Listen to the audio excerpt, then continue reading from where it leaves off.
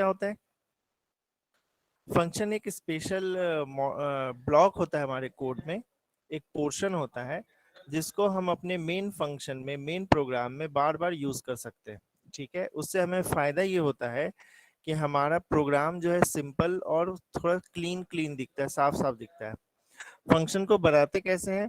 तो फंक्शन को हम बनाते हैं, एक फंक्शन में हमें जरूरत पड़ेगी उसकी डिक्लेरेशन की, देन हमें जरूरत पड़ेगी एक डेफिनेशन की, और हमें जरूरत पड़ेगी उस फंक्शन को यूज करना। उस फंक्शन को यूज करने को हम बोलते हैं कॉल करना। ठीक है, तो जब हम डिक्लेरेशन करते हैं तब क्या करते हैं, हम सबसे पहले फंक्शन का एक नाम देंगे। तो मान लो मैंने फंक्शन का नाम दिया है फन। ठीक है, आप कोई और नाम भी दे सकते हो। जब आप फंक्शन का नाम देते हो तो हमें यहाँ पे कुछ पैरामीटर्स पास करने होते हैं। पैरामीटर्स का मतलब कि वैसे इनिशियल चीजें, ऐसी इनिशियल वेरिएबल्स जिसको हमारा ये फंक्शन जो है वो यूज करेगा। ठीक है, तो मैं ये पैरामीटर्स यहाँ पे पैरेंथेसिस नाम के ब्रैकेट के अंदर लिखता हूँ। ये जो पैरामीटर्स होते हैं वो एक हो सकता है, दो हो सकता है, थ्री हो सकता है, और इवन जीरो भी हो सकता है। ठीक है, तो जितने भी पैरामीटर्स होंगे उन सबको आपको यहाँ पे लिखना होगा। जैसे मान लो मैंने यहाँ पे दो पैरामीटर लिया है, तो पहला पैरामीटर इंट x और दूसरा पैरामीटर इंट y। एक से ज्यादा भी हो सकता है, जीरो भी हो सकते हैं। अब हमें और रिटर्न टाइप बताना होता है। रिटर्न टाइप का मतलब कि ये फंक्शन जब ऑपरेट होगा तो क्या ये फंक्शन कोई वैल्यू जो है रिटर्न कर रहा है या नहीं। ठीक है, तो वो जो वैल्यू रिटर्न होगा तो उस वैल्यू की टाइप कैसी है। जैसे मान लो एक फंक्शन हमने बनाया है ऐड करने के लिए, वो फंक्शन दो नंबर्स को ऐड कर रहा है, तो एडिशन के बाद हमें फिर से एक नंबर मिलेगा। तो वो जो नंबर मिलेगा वो कैसा मिलेगा, एक इंटीजर टाइप का। तो मुझे इसका रिटर्न टाइप बताना होगा, तो मैं वो रिटर्न टाइप इसके लेफ्ट हैंड साइड में लिखता हूँ। ठीक है, तो मैंने यहाँ पे लिख दिया टाइप्स। ठीक है, जब डिक्लेरेशन करोगे आप फंक्शन का तो आपको सिर्फ इतना लिख के यहाँ पे सेमीकोलन लगा देना है। ये हो गया उसका डिक्लेरेशन। यानी डिक्लेरेशन में हमें क्या क्या चाहिए, फंक्शन का नाम, फंक्शन के सारे पैरामीटर्स और फंक्शन का रिटर्न टाइप, और एक सेमीकोलन लगा दोगे तो वो डिक्लेरेशन कंप्लीट हो जाएगा। ठीक है, डेफिनीशन। डेफिनीशन का मतलब होता है कि अभी हमने फंक्शन को डिक्लेयर किया, मतलब मैं अभी से ये बताया है कि एक फंक्शन मैं क्रिएट करने वाला हूँ। ठीक है, अब हमें डिफाइन करना होगा कि ये फंक्शन एक्चुअल में वर्क कैसे करेगा।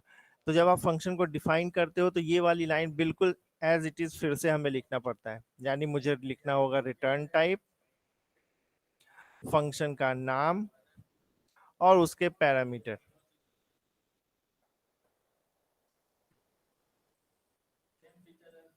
ठीक है, ये लिख दिया। उसके बाद करली ब्रेसेस आप स्टार्ट करोगे और करली ब्रेसेस के अंदर हम इसकी बॉडी लिखेंगे।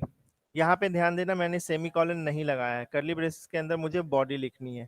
बॉडी मतलब इसके जितने भी स्टेटमेंट्स हैं वो सारे स्टेटमेंट जो भी हमें इससे टास्क परफॉर्म करवाना है वो सारे टास्क इसके अंदर लिखेंगे। ठीक है, जो नेक्स्ट चीज आती है वो होता है फंक्शन का कॉल। फंक्शन का कॉल का मतलब है कि आपको ने फंक्शन डिफाइन कर दिया, फंक्शन को डिक्लेयर भी कर दिया, अब उस फंक्शन को एक्चुअल में यूज करना। तो जब हम फंक्शन को एक्चुअल में यूज करते हैं तो उस समय हमें फंक्शन का नाम और उसके पैरामीटर देने होते हैं। यानी जब आप फंक्शन को यूज करोगे तो सिर्फ लिखोगे फंक्शन का नाम और उसके जो भी जितने भी पैरामीटर्स हैं उसी सीक्वेंस में यहाँ पे पैरामीटर पास करना होगा। जैसे मान लो मैंने एक्स और वाई इंटीजर लिया था तो मैंने लिखा 5 और 4। ठीक है, और सेमी कॉलन। आपको नोट यहाँ पे ये करना है कि फंक्शन का कॉल आप करोगे तो ये नॉर्मली किसी फंक्शन के अंदर ही होता है, किसी ब्लॉक के अंदर ही होता है। जैसे हमने मेन फंक्शन के अंदर कॉल किया। ठीक है, ये कहाँ किया है कॉल, इसको मेन फंक्शन के अंदर। यानी मेन में मैं यूज कर रहा हूँ, मैं मेन की बॉडी एग्जीक्यूट कर रहा था और उसके अंदर मैंने ये कहा कि अब आप इस फंक्शन को इम्प्लीमेंट करो, इस फंक्शन को रन करो। ठीक है, तो ये फंक्शन जब रन होगा तो हमारा जो भी टास्क इस फंक्शन में कहा गया है करने को वो सारे टास्क को ये परफॉर्म कर देगा। ठीक है, आप इसको यहाँ पे भी देख सकते हो। हमें टाइप लिखना होता है, फंक्शन का नाम लिखना होता है और सारे पैरामीटर्स होते हैं। बॉडी स्टार्ट करोगे फंक्शन के और उस बॉडी के अंदर सारे स्टेटमेंट्स को लिखोगे आप। ठीक है, इसी को यहाँ पे और डिस्क्राइब भी किया गया है कि ये क्या है लिखा हुआ। जैसे टाइप क्या है, return type. Data return by the function, type of the data return by the function, उसको हम लोग टाइप बोल रहे हैं। नेम क्या है? उस फंक्शन का नाम, यानी फंक्शन का आइडेंटिफायर। पैरामीटर्स क्या है? वो पैरामीटर्स जिसकी जरूरत फंक्शन को पड़ेगी एग्जीक्यूट करने के लिए। और स्टेटमेंट्स क्या है? फंक्शन की बॉडी। एक एग्जांपल से देखते हैं तो क्लियर होगा।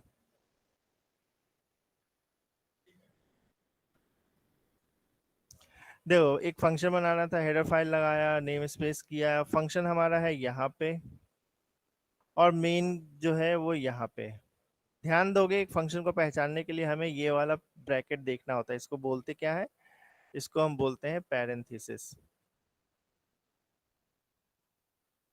ठीक है, इसको हम बोलते हैं पैरेंथेसिस। एक पैरेंथेसिस देखोगे तो आपको समझ में आ जाएगा कि फंक्शन है। इसका मतलब यहाँ पे ही पैरेंथेसिस है, यानी कि मेन नाम का जो होता है ये भी एक फंक्शन होता है। यहाँ एडिशन के पास भी देखो, ये वाला पैरेंथेसिस आपको दिख रहा है, उसका पेयर, यानी ये एडिशन भी एक फंक्शन है। ठीक है, अब इसमें अगर मैं आपको बताऊं तो ये जो है वो हो गया फंक्शन का डेफिनेशन। ठीक है, यहाँ पे देखो एडिशन का जब मैंने लिखा है तो ये कहलाता है फंक्शन का कॉल। यहाँ पे आप नोट करोगे तो फंक्शन का डिक्लेरेशन नहीं लिखा हुआ है। डिक्लेरेशन नहीं लिखा हुआ है, क्यों नहीं लिखा है? क्योंकि मैंने फंक्शन को डिफाइन ही ऊपर किया है। देखो यहाँ होता ये है कि अगर आपको फंक्शन को यूज करना है, यानी फंक्शन को कॉल करना है, ठीक है, तो आपको कॉल करने से पहले फंक्शन को डिफाइन करना पड़ेगा। ये ध्यान ध्यान देना, फंक्शन को कॉल करने से पहले फंक्शन की डेफिनेशन होनी चाहिए। आपके पास दो ऑप्शन होते हैं। पहला ऑप्शन ये होता है कि आप फंक्शन को डिक्लेयर करो, ठीक है, फिर फंक्शन को डिफाइन करो और फिर फंक्शन को कॉल करो। दूसरा ऑप्शन ये है कि आप फंक्शन को डिक्लेयर और डिफाइन एक ही जगह कर दो, डिक्लेरेशन और डेफिनेशन दोनों एक ही बार लिख दो और सेकेंड स्टेप में सिर्फ फंक्शन को कॉल करो। तो आप चाहो तो ये दोनों स्टेप को मर्ज करके लिख सकते हो, यानी सिर्फ डेफिनेशन लिख दो। बस यहाँ ये ध्यान देना होगा कि कॉल करने से पहले उसकी डेफिनेशन लिखी हुई होनी चाहिए। तो इस एग्जांपल में भी देखो तो फंक्शन को कॉल कहाँ किया गया? यहाँ पे। तो इस कॉलिंग के पहले हमारा फंक्शन डिफाइन हो चुका है, यहाँ पे फंक्शन को डिफाइन कर रखे हैं। अब इसका एग्जीक्यूशन देखते हैं ये कैसे काम करता है। आपको कोई सा भी प्रोग्राम मिलेगा तो सबसे पहले जो है वो मेन ही एग्जीक्यूट होता है। मेन एग्जीक्यूट किया, एक वेरिएबल बना z, ठीक है, z को असाइन किया मैंने एडिशन 5,3। जब ये लाइन देखेगा कंप्यूटर हमारा तो वो देखेगा assignment operator. Assignment operator work कैसे करता है? राइट हैंड साइड को लेफ्ट हैंड साइड में पेस्ट करता है। तो राइट हैंड साइड में क्या है? एक फंक्शन का कॉल। तो हमारा कंप्यूटर क्या करेगा? इस वाले फंक्शन को कॉल करेगा, इस फंक्शन को ढूंढेगा पहले तो मैंने ढूंढ लिया इस फंक्शन को, ये मिल गया मुझे यहाँ पे, ठीक है। फिर वो क्या करता है, यहाँ पे जो पहला पैरामीटर जैसे मैंने 5 पास किया है, इस 5 को कॉपी कर देगा कहाँ? ए में। ये जो 3 है उसको कॉपी कर देगा कहाँ? बी में। वर्ड पे ध्यान देना, मैंने कॉपी बोला है, ठीक है। वैल्यू को कॉपी कर देगा ए में और बी में, यानी ए की नई वैल्यू हो गई 5 और बी की वैल्यू हो गई 3, ठीक है। फिर ये वाला एग्जीक्यूट होगा ये स्टेटमेंट, यानी ये दोनों लाइन रुक चुके हैं, अभी अभी फिलहाल मैं इसी पे हूँ, है ना। ये लाइन चलेगा, यानी मैंने एक वेरिएबल बनाया आर, उस आर में असाइन किया a प्लस बी, ए की वैल्यू है 5, बी की वैल्यू 3, इन दोनों को सम किया तो मिलेगा 8। वो 8 असाइन हो जाएगा आर के अंदर, यानी आर की वैल्यू हो गई 8। फिर देखोगे आप यहाँ पे ध्यान से तो यहाँ पे लिखा हुआ है रिटर्न आर, यानी कि अब मुझे आर की वैल्यू को रिटर्न करना है। तो आर की वैल्यू क्या थी? 8। तो वो 8 रिटर्न होकर के आ जाएगा कहां पर? वो 8 रिटर्न होकर के आएगा यहां से यहां। तो यानी ये वाला लाइन रिप्लेस हो जाएगा अब 8 से। अब आप देखोगे तो एक डेटा मिल चुका है, ये 8 जो है अब अल्टीमेटली z में कॉपी होने के लिए तैयार है। तो z की वैल्यू हो गई 8। फिर ये लाइन प्रिंट होगा सी आउट का और आपको रिजल्ट मिलेगा द रिजल्ट इज z, और z की वैल्यू थी 8 तो आंसर में आया द रिजल्ट इज 8। ठीक है, मैं इसको एक बार फिर से बता देता हूँ पूरा स्टेप क्या हुआ। जब भी हम फंक्शन को कोई भी प्रोग्राम बनाते हैं तो मेन फंक्शन से एग्जीक्यूट होता है। मेन फंक्शन को एग्जीक्यूट किया, एक वेरिएबल बनाया z नाम का, z में असाइन करना है हमें एडिशन 5,3 की वैल्यू। अब एडिशन 5,3 खुद क्या है, एक फंक्शन का कॉल है, ठीक है। जब फंक्शन का कॉल करते हैं तो इस फंक्शन की डेफिनेशन ढूंढने के लिए चला जाता है कंप्यूटर, तो फंक्शन की डेफिनेशन हमें मिल गई। अब पहला पैरामीटर था 5, यहाँ पे पहला पैरामीटर a लिखा है, तो ये 5 जो है कॉपी हो जाएगा a में, ये 3 जो है वो कॉपी हो जाएगा b में, ठीक है। यानी a की वैल्यू हो गई 5, b की वैल्यू हो गई 3। अब इसकी बॉडी चलेगी, इसकी बॉडी में देखोगे तो एक वेरिएबल r डिक्लेयर्ड है और r की वैल्यू है a प्लस बी करोगे तो 8 मिलता है, ये 8 चला जाएगा r के अंदर, और फिर हम रिटर्न कर देंगे r को रिटर्न करने का मतलब r की वैल्यू को रिटर्न करना। r की वैल्यू क्या है अभी 8, ये रिटर्न होके कहाँ आएगा, यहाँ पर, ठीक है। यानी ये स्टेटमेंट रिप्लेस हो जाएगा, इस स्टेटमेंट को हम चेंज कर देंगे 8 से। अब देखो तो ये स्टेटमेंट अल्टीमेटली क्या बन गया, z असाइनमेंट 8। तो अब मैंने इस 8 को z में कॉपी कर दिया, तो z की वैल्यू हो गई 8। फिर जाकर के ये सी आउट चलेगा। आपने ध्यान दिया होगा अगर, तो जब फंक्शन का कॉल हुआ था तो ये फंक्शन के कॉल के बाद के सारे स्टेटमेंट चलना बंद हो गए थे, ये तब जाके रिज्यूम हुए जब हम एक वैल्यू लेकर यहाँ से रिटर्न होकर के वापस आए थे, ठीक है। जब ये वापस आए तो ये आंसर प्रिंट होगा और आपको आउटपुट में दिखेगा द रिजल्ट इज, और z की वैल्यू क्या है 8, तो 8 यहाँ पे आंसर आएगा, ठीक है। उसी चीज को यहाँ पे थ्योरी में भी लिखा हुआ है, 5 को कॉपी किया 8 में, 3 को कॉपी किया b में, फिर वो इवेल्युएट होगा, रिटर्न मिलेगा स्टेटमेंट, तो रिटर्न मिलने के बाद वो वैल्यू जो है रिटर्न होता है, ये देखो। यानी मैंने एडिशन को कॉल किया था तो वो रिटर्न करके लाया 8, वो 8 जाकर के z में स्टोर हो गया है, ठीक है। अब यहाँ पे एक टर्म नया आता है आपको जो मुझे बताना पड़ेगा, वो है स्कोप ऑफ वेरिएबल्स। वेरिएबल्स का स्कोप, अब देखो इसको समझते कैसे हैं। मैंने अभी क्या किया था, दो फंक्शन बना रखे हैं, एक मेन का फंक्शन है और दूसरा एक एडिशन का फंक्शन था, ठीक है। मेन के फंक्शन में एक वेरिएबल z डिक्लेयर था, एडिशन वाले फंक्शन में एक a था जो उसके पैरामीटर में लिखा है, एक b था जो कि पैरामीटर में लिखा है, और एक r था जो कि उसके बॉडी के अंदर लिखा हुआ था, ठीक है। ये z जो है वो कहाँ डिक्लेयर्ड है, मेन के अंदर, और ये a b और r कहाँ डिक्लेयर है, एडिशन के अंदर। तो ये z जो है उसको हम बोलेंगे लोकल।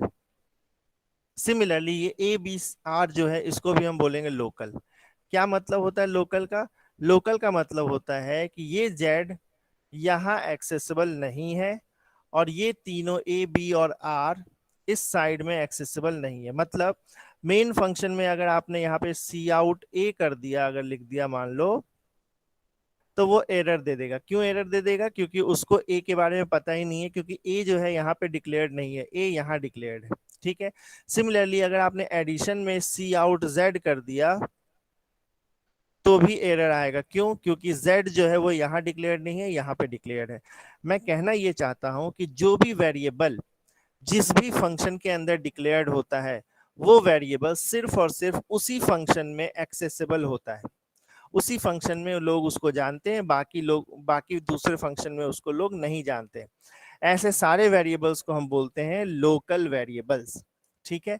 लेकिन मान लो अगर आपको कोई एक ऐसा वेरिएबल बनाना हो जो कि हर जगह उसको लोग जानते हो, तो फिर उसको आपको डिक्लेयर करना पड़ेगा ग्लोबल की तरह। और ग्लोबल वेरिएबल क्या होता है, ग्लोबल वेरिएबल एक ऐसा वेरिएबल होगा जो कि किसी भी फंक्शन की बॉडी के अंदर डिफाइंड या डिक्लेयर्ड नहीं है, ठीक है।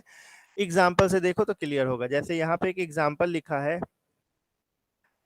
ना, एक सी प्लस प्लस का प्रोग्राम है। यहाँ पे देखो ये इंटीजर नाम का फंक्शन, ये इंटीजर नाम का वेरिएबल क्या कहीं किसी फंक्शन के अंदर है, नहीं। ये कैरेक्टर नाम का वेरिएबल किसी फंक्शन के अंदर है, नहीं। ये स्ट्रिंग नाम का वेरिएबल किसी फंक्शन के अंदर है, नहीं। कोई फंक्शन नहीं है ना, इसके ऊपर कोई बॉडी वॉडी नहीं है। ये वाला ये भी किसी फंक्शन के अंदर नहीं है। इसका मतलब ये चारों जो हैं ग्लोबल वेरिएबल होंगे।